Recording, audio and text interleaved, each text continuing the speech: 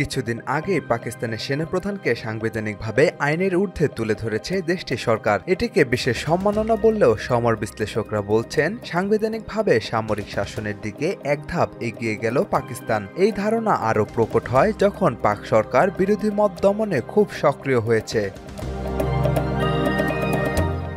দীর্ঘদিন ধরেই কারাগারে বন্দী পিটিআই নেতা ও সাবেক প্রধানমন্ত্রী ইমরান খান, এমনকি রয়েছে তার মৃত্যুর গুঞ্জনও। এ নিয়ে প্রতিবাদ করায় রোষানলে পড়েন ইমরান খানের ৩ বোন।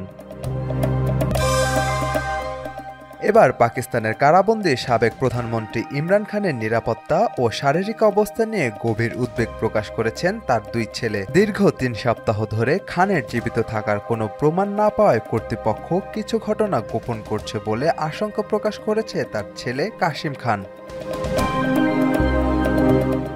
সোমবার বার্তা সংস্থা রয়টার্সের এক প্রতিবেদনে এ তথ্য জানানো হয়েছে। কাশিম রয়টার্সকে পাঠানো লিখিত বক্তব্যে জানান, আদালতের নির্দেশ থাকা সত্ত্বেও পরিবারের কোনো সদস্য বা খানের ব্যক্তিগত চিকিৎসককে তার সঙ্গে দেখা করতে দেওয়ার অনুমতি দেওয়া হয়নি। তিনি বলেন, আমার বাবা নিরাপদ কিনা, আহত কিনা বা আদৌ জীবিত আছে কিনা এ সম্পর্কে কিছুই না জানা এক ধরনের মানসিক নির্যাতন। তিনি আরও জানান, গত কয়েক মাস ধরে ইমরান খানের কাছ থেকে কোনো স্বাধীনভাবে যাচাইযোগ্য বার্তা পাননি তারা। তার বর্তমান অবস্থা সম্পর্কে আমাদের কোনো নিশ্চিত তথ্য নেই। আমাদের সবচেয়ে বড় ভয় কিছু একটা লুকানো হচ্ছে।